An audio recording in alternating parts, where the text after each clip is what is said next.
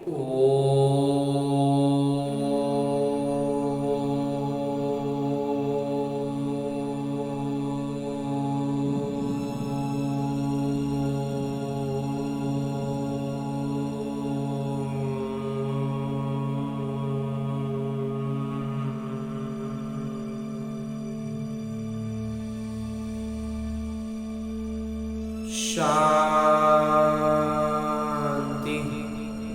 ओम शांति बाबा। बाबा ओम शांति। ओम शांति बाबा। आज 5 अक्टूबर 2023 की मुरली है। सदगुरु वार की मुरली है। बाबा कह रहे, मीठे बच्चे, बाबा से सर्व संबंध रखो तो बंधन समाप्त हो जाएंगे। माया बंधन में बांधती है और बाबा बंधनों से मुक्त कर देते हैं। जितने संबंध है सारे संबंध बाबा से जोड़ देंगे तो यहाँ के सारे संबंधों का बंधन समाप्त हो जाएगा। और आगे मेरे बाबा प्रश्न पूछ रहे हैं कि निर्बंधन किसे कहा जाता है और निर्बंधन बनने का उपाय क्या है। उत्तर बतलाते हैं मेरे बाबा कि निर्बंधन अर्थात अशरीरी। देह सहित देह का कोई भी संबंध बुद्धि को अपनी तरफ न खींचे। देह अभिमान में ही बंधन है। देह के अभिमान में आते हैं तो बंधन हो जाता है। देही अभिमानी बनो यानी आत्म अभिमानी बनो तो सब बंधन समाप्त हो जाएंगे। जीते जी मर जाना ही निर्बंधन बनना है। बुद्धि में रहे अब अंत का समय है। नाटक पूरा हुआ। हम बाबा के पास जाते हैं तो निर्बंधन बन जाते हैं। जैसे ही बाबा की याद में आ जाएंगे निर्बंधन हो जाएंगे। गीत है जिसका साथी है भगवान। ओम शांति। बाबा बैठ बच्चों को समझाते हैं। अब इतने बच्चे हैं तो जरूर बेहद के पिता होंगे। बाबा समझाते हैं, कहते भी हैं निराकार शिव बाबा। तो ब्रह्मा को भी बाबा कहते हैं, विष्णु व शंकर को बाबा नहीं कहेंगे। शिव को हमेशा बाबा कहते हैं। शिव का चित्र अलग, शंकर का चित्र अलग है। गीत भी है शिवाय नमः। फिर कहा जाता है तुम माता पिता हम बालक तेरे। ये भी समझाना बहुत सहज है कि बरोबर निराकार शिव को ही पिता कहते हैं। वो है सभी आत्माओं के पिता। शंकर व विष्णु निराकार तो नहीं है तो शिव को निराकार कहेंगे। मंदिरों में उन सब के चित्र हैं। भक्ति मार्ग में कितने चित्र हैं। ऊंच से ऊंच चित्र दिखाते हैं शिव बाबा का। फिर ब्रह्मा विष्णु शंकर का चित्र दिखाते हैं। उनका भी रूप है। जगत अम्बा जगत पिता का भी रूप है। लक्ष्मी नारायण का भी साकारी रूप है। बाकी एक ही भगवान है जो निराकार है। परंतु उनको सिर्फ भगवान कहने से मनुष्य मूंझते हैं। सिर्फ भगवान कह देने से मूंझ जाते हैं। पूछो कि भगवान तुम्हारे लगते क्या है, कहेंगे पिता। तुरंत कहेंगे कि पिता लगते हैं। तो ये सिद्ध कर बतलाना है कि परम पिता है। पिता रचते हैं तो माता भी चाहिए। पिता को रचने के लिए माता भी चाहिए। तो माता के बगैर तो पिता सृष्टि कैसे रचेंगे। आगे बाबा कहते हैं कि वो पिता कब आएंगे। सब बुलाते हैं कि हे पतितों को पावन बनाने वाले आइए। अभी तो सारी दुनिया पतित है। पतित हो तब तो आकर के फिर पावन बनाएंगे ना। इससे सिद्ध होता है कि बाबा को पतित दुनिया में आना तो है जरूर, परंतु नाटक अनुसार ये किसी को भी समझ में नहीं आएगा। नाटक में ही ऐसा है कि सबको तो बात समझ में आएगी ही नहीं। न समझे तब तो बाबा आकर समझाए। बाबा बैठ बच्चों को समझाते हैं। भारत में ही गाया जाता है ज्ञान और भक्ति। फिर कहते हैं ब्रह्मा का दिन और ब्रह्मा की रात। ये सब कुछ ऐसे पाते हैं। तो रात में घोर अंधियारा होता है। गाया भी जाता है ज्ञान अंजन सद्गुरु दिया, अज्ञान अंधेर विनाश। तो मनुष्यों में इतना तो अज्ञान है जो पिता को भी नहीं जानते, इतना अज्ञान में, इतने अंधेरे में है कि अपने पिता को ही नहीं जान पा रहे हैं। तो इन जैसे अज्ञान और कोई होता है, इससे बड़ा अज्ञान अंधेरा कुछ हो ही नहीं सकता है। तो परम पिता, ओ गॉड फादर, जो अक्षर है, जो शब्द है, कहकर अगर उसको न जाने तो उन जैसा ज्ञानी तो कोई है ही नहीं। अगर परम पिता परमात्मा कहते हैं, हे भगवान कहते हैं, गॉड फादर कहते हैं, और उसके बाद उनको पहचान नहीं रहे, उनको जान नहीं रहे, तो इससे बड़ा अज्ञानता और क्या होगा। बच्चे बाबा कहें और फिर कहें हम उनके व्यवसाय, नाम, रूप आदि को नहीं जानते, तो उनको अनाड़ी ही कहा जाए ना। अब अपने लौकिक पिता को हम बोले कि हाँ ये मेरे पिता है, लेकिन उनके बारे में हमको कुछ भी नहीं मालूम है, तो ये अनाड़ी ही हो गए। तो यही भारतवासियों की भूल है, जो पिता कहते हुए फिर उनको जानते नहीं। पिता तो कह देते हैं लेकिन जानते कुछ भी नहीं है। गाते हैं कि ओ गॉड फादर, ओ परम पिता परमात्मा, आगर पतितों को पावन बनाइए, दुख से छुड़ाइए, दुख हर कर सुख दीजिए। तो बाबा एक ही बार आते हैं, ये तुम जानते हो। क्रमशः जानने में भी कोई अच्छे से समझ पाते हैं, जान पाते हैं, और कोई बस खाली अभी भी ज्ञान की में आकर के भी सिर्फ बोलने के लिए बोल रहे हैं, समझ में नहीं आई है। तो कोई तो समझते नहीं कि हमको पिता से पूरा वर्षा लेना है, बाबा का पूरा परिचय नहीं, इसलिए कहते हैं क्या करें, बंधन है। बाबा को पहचानते नहीं है, इसलिए बंधन का महसूसता होती है। जीते जी मरना आ जाए तो तुम्हारा बंधन समाप्त हो जाए। मनुष्य अचानक मर जाते हैं तो बंधन छूट जाते हैं ना। जब कोई किसी की अचानक कोई छूट जाता है, शरीर छोड़ देते हैं, तो आखिर तो फिर वो बंधन खत्म होता ही है ना। तो अभी तो सबके बंधन छूटने वाले हैं। तुम जीते जी निर्बंधन अर्थात अशरीरी बनना है। बाबा वही तो ज्ञान दे रहे हैं कि जब शरीर छूटता है तब तो बंधन टूटता ही है। तो शरीर में रहते अगर हम इस काम को कर पाए तो हम अपनी आत्मा की जो वास्तविक स्थिति है ना, उस स्थिति को हम पहुंच पाएंगे, उस आत्मिक स्थिति तक हम पहुंच पाएंगे। बाबा कहते हैं इन शरीर के बंधनों आदि को भूल जाओ, अपने को आत्मा समझ, मुझ पिता को याद करो। बाकी बंधन तब लगता है जब तुम देह अभिमानी बनते हो, फिर कहते हो छूटे कैसे। शरीर के भान में आते हैं तब बंधन में बंध जाते हैं। तो अब जब छूटना है तो बाबा कहते हैं शरीर का बंधन छोड़ो, शरीर का भान छोड़ो। बाबा कहते हैं भल गृहस्थ व्यवहार में रहो, परंतु बुद्धि में रहे कि हमको वापस घर जाना है। जैसे नाटक का जब अंत होता है तो जितने भी कलाकार होते हैं नाटक से जैसे उपराम हो जाते हैं, जैसे ही खत्म होता है सब अपना निकल गए। तो किरदार निभाते निभाते बुद्धि में रहता है कि अब बस थोड़ा सा समय बचा हुआ है, ये किरदार निभाकर फिर घर जाएंगे। तुमको भी ये बुद्धि में रखना है कि अभी ये अंत, हम दैवी संबंध में जाते हैं। इस पुरानी दुनिया में रहते ये बुद्धि में रहना चाहिए कि हम बाबा के पास जाते हैं। गाते भी हैं हम तुम पर बलिहार जाएंगे, जीते जी तुम्हारा बनेंगे। बाकी जो देह सहित देह के संबंध है उनको भूल, हम आपके साथ ही संबंध रखेंगे।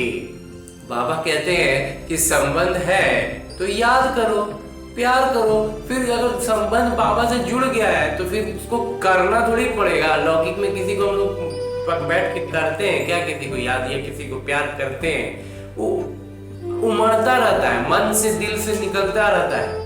तो बस वही स्वाभाविक अवस्था में हमें आ जाना है। तो बाबा से अथवा अपने प्रीतम से बुद्धि योग लगाओ तो तुम पर जो जंग लगी है वो उतर जाएगी। ये जो माया का जंग लग गया ये पूरा हट जाएगा। योग तो गाया हुआ है ना, और सब जितने भी योग हैं, जिस्मानी योग हैं, मामा, चाचा, काका, गुरु, गोसाई आदि सब से योग रखते हैं, सबसे हमारा जुड़ाव रहता है। तो ये क्या है, सब शरीर से ही है ना। बाबा कहते हैं इन सब से योग हटाए, मुझ एक को याद करो। योग मुझ एक के साथ लगाओ, देह अभिमान में नहीं जाओ। बाबा इतना स्पष्ट बताते हैं कि बस एक बाबा से सारे संबंध जोड़ लेने हैं, फिर और किसी में पास जाने की जरूरत नहीं पड़ेगी। देह से कर्म करते हुए भी ये निश्चय करो कि हम किरदार निभा रहे हैं, इस पुरानी दुनिया का अब अंत है, अभी हमको वापस जाना है।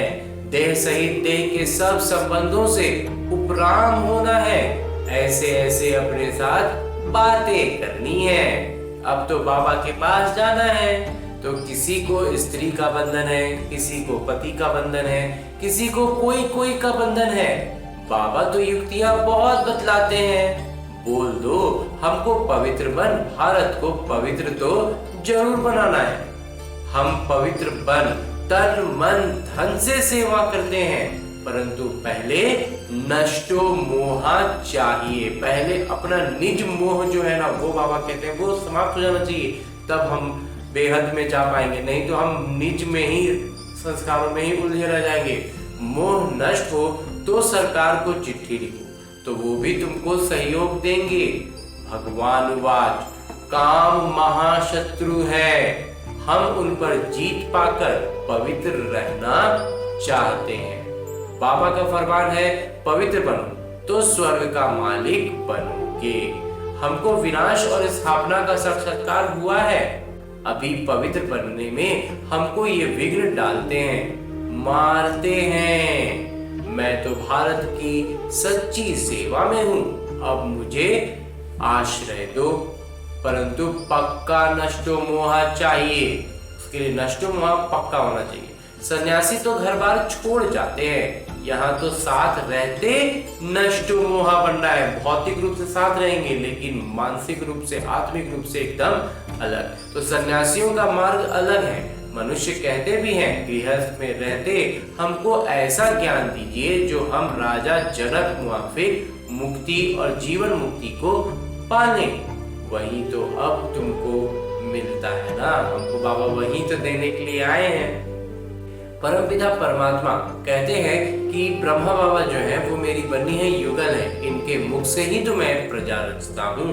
प्रजापिता ब्रह्मा के मुख द्वारा ही कहते हैं। शिव बाबा तुमको कहते हैं कि तुम मेरे पोत्रे हो। ये फिर कहते तुम मेरे बच्चे बन, शिव बाबा के पोत्रे बनते हो। तो वर्षा उनसे मिलता है। स्वर्ग का वर्षा कोई मनुष्य दे नहीं सकता, निराकार ही देते हैं। तो भक्ति अलग चीज है और ज्ञान बिल्कुल अलग चीज है। भक्ति में तो वेद शास्त्र पढ़ते, यज्ञ तप दान पुण्य आदि करते बहुत खर्चा होता है। ये है सारी भक्ति की सामग्री। तो भक्ति शुरू होती है द्वापर से। देवी देवता जब वाम मार्ग में आकर पतित बनते हैं तो फिर देवी देवता नाम कहला ना सके, क्योंकि देवताएं तो संपूर्ण निर्विकारी थे। वाम मार्ग में जाने से विकारी बन जाते हैं। तो कहेंगे देवता धर्म वाले वाम मार्ग में आकर पतित बने हैं। पतित को देवता कह नहीं सकते, इसलिए फिर हिंदू नाम रखा है। वेदों शास्त्रों में आर्य नाम रख दिया है। आर्य नाम इस भारत खंड के लिए है। अभी ये अक्षर आया कहां से? सतयुग में तो आर्य अक्षर है नहीं। कहते भी हैं क्राइस्ट से 3000 वर्ष पहले भारत में देवी देवता बड़े समझदार थे। फिर वही देवता जब द्वापर में भिखारी बनते हैं तो अन आर्य कहा जाता है। एक ने आर्य कहा तो बस नाम चल पड़ता। जैसे एक ने श्री कृष्ण भगवान वाच कहा अथवा लिखा तो बस वो मानने लग पड़ते हैं। गाते भल है शिवाय नमः, तुम माता पिता हम बालक तेरे, परंतु वो कैसे माता पिता बनते हैं, कब रचना रचते हैं, ये नहीं जानते। वो माता पिता है ये कहते तो है, लेकिन वो कब रचना रचे, वो माता पिता कब बने, कैसे बने, ये बात जानते नहीं है। जरूर सृष्टि के आदि में रचते होंगे, जब सृष्टि की शुरुआत होगी तभी तो रचेंगे। अब सृष्टि के आदि किसको कहा जाए? सृष्टि तो चक्र में घूम रहा है, तो आदि कब होगा? बाबा पूछते हैं कि सतयुग को या संगम युग को? सतयुग में तो बाबा आते नहीं है। सतयुग आदि में तो आते हैं लक्ष्मी नारायण। उनको सतयुग का मालिक किसने बनाया? कलयुग में तो नहीं आते। ये है कल्प का संगम युग। बाबा कहते हैं मैं हर कल्प के संगम युगे आता हूँ। जब सब आत्माएं पतित बन जाती हैं अथवा सृष्टि पुरानी हो जाती है, नाटक का चक्र पूरा हो, तब तो बाबा आएंगे ना। तुम बच्चों में बड़ी होशियारी चाहिए, धारणा चाहिए। धारणा अपने जीवन में पूरा अच्छे से करेंगे, तब बाबा कहते हैं हमारा बुद्धि जो है वो स्पष्ट होगा। अब कॉन्फ्रेंस करते हैं, सम्मेलन करते हैं कि वेद पढ़ने से फायदा क्या होता है। वेद पढ़ना चाहिए तो क्यों?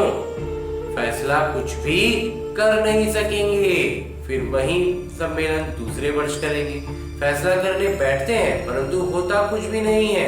विनाश की तैयारियां भी होती रहती हैं और एक तरफ विनाश की तैयारी चल रही, बॉम्ब्स बनाते रहते हैं। अभी है ही कलयुग, तो ये बातें तुम बच्चे ही जानते हो, तुम्हारी बातें ही निराली है। इतना निराली बातें पापा बताते हैं कि इन बातों को सबकी बुद्धि में घुसता भी नहीं। तुम जानते हो मनुष्य मनुष्य को गति सदगति दे ना सके। गाते भी हैं पतित पावन, तो अपने को पतित क्यों नहीं समझते? सबसे बड़ा जो बात हो जाता है ना इस पतित पावन दुनिया में, पतित को पावन बनाने के लिए जब बाबा आते हैं ना, तो दुनिया को पतित मानता है हर एक आत्मा, लेकिन खुद को पतित नहीं मानता। तो हर आत्मा के साथ यही समस्या आ जाती है, इसलिए वो पवित्र बनने के मार्ग पर चल नहीं पाता है, क्योंकि खुद को पतित नहीं मानता। बाकी दुनिया पतित है, बस एक हम ही पतित नहीं। तो ये है पतित दुनिया, विषय सागर। वो ऐसा क्यों होता है? क्योंकि ये रावण का ऐसा काम किया हुआ, ऐसा स्ट्रक्चर तैयार किया गया है कि हर कोई अपने आप को पतित नहीं मानेगा, लेकिन उसको दुनिया पतित नजर आएगी। और जब तक दुनिया को देखते रहेंगे वो खुद पवित्र बनेंगे नहीं, और हर आत्मा अपने आप में यही महसूस करेगा कि दूसरा पतित बने, दूसरा पवित्र बने, दूसरा सही हो, और बस इसी चक्र में सब फंसे रहेंगे, कोई पवित्रता के मार्ग पर नहीं चलेगा। तो रावण का काम ऐसे चलता है। तो रावण को पहचानना है, रावण के इस स्ट्रैटेजी को तोड़ देना है, और हमें बाबा के श्रीमत पर चलना है। बाबा बताते हैं ये ऐसा क्यों हो रहा है? क्योंकि ये पतित दुनिया है, रावण का दुनिया है, रावण का राज्य चल रहा है, पूरा विषय सागर है। सब थोड़े ही खेवैया बन सकते हैं। अब इसमें से निकालने का काम तो सिर्फ एक मेरे बाबा ही करेंगे, और कोई कर न सके। अभी तुम बच्चों में ये ताकत आई नहीं है जो पूरा समझा सको। अभी तुम इतना होशियार नहीं बने हो, योग भी नहीं है। अब तक छोटे बच्चे मुआफिक रोते रहते हैं। अभी तक क्या करते रहते हैं? बात बात पर कोई समस्या आई, कुछ आया, रोने लगे। माया के तूफान में ठहर भी नहीं सकते हैं, वहां टिके तो उसका विरोध करना, उसका सामना करना, उसको भगाना तो बात की बात होगी। अभी तो पहले आता है तो खुद रोने लग जाते हैं, खुद भागने लग जाते हैं। देह अभिमान बहुत, बाबा कहते हैं इसका कारण क्या है कि देह अभिमान बहुत। देही अभिमानी यानी आत्माभिमानी बनते नहीं। बाबा तो बार बार कहते हैं कि अपने को आत्मा समझो। अभी हमको वापस जाना है। एकदम सरल सी बात है कि मैं आत्मा और मुझे अब वापस जाना है। सभी किरदार को अपना अपना किरदार निभाना। जितने भी कलाकार हैं सब अपना अपना किरदार निभाते हैं। तो सब शरीर छोड़कर वापस घर जाएंगे ही। तो तुम साक्षी होकर देखो। देहधारी संबंधों में देह में मोह क्यों रखते हो? देहधारी संबंध है, देहधारी से मोह है, उसी में फंसे हुए हैं। बाबा कहते हैं विदेही बनते नहीं। विदेही नहीं बनते इसलिए इसमें फंस जाते हैं। फिर विकर्म विनाश भी नहीं होते। विदेही नहीं बनेंगे तो विकर्म भी विनाश नहीं होंगे। तो बाबा को याद करते रहो तो खुशी का पारा चढ़ा रहे कि हमको शिव बाबा पढ़ाते हैं, फिर हम देवी देवता बनेंगे तो अपार खुशी होनी चाहिए ना। हाँ जी बाबा, वो यह खुशी है कि हम परम पिता परमात्मा से सीधे पढ़ रहे हैं, और फिर हमें आगे विवाह भविष्य में स्वर्ग की बादशाही देंगे। तुम जानते हो भारतवासी जब सुख में थे तो बाकी सब मनुष्य निर्वाण धाम शांति धाम में थे। अभी तो कितने करोड़ों मनुष्य हैं। अभी तुम पुरुषार्थ कर रहे हो जीवन मुक्ति पाने का। बाकी सब वापस चले जाएंगे। पुरानी दुनिया बदल नई दुनिया बननी है। नया तो बाबा ही बनाएंगे। और अभी सबका बीज लगा रहे हैं। ये है ही देवी फूलों का बीज। दिव्य फूल जो निकलने वाले हैं, खिलने वाले हैं, उन सबका बीज है। तो कांटों से तुम फूल बनते हो। बगीचा पूरा तैयार हो जाएगा तो ये कांटों का जंगल खत्म हो जाएगा।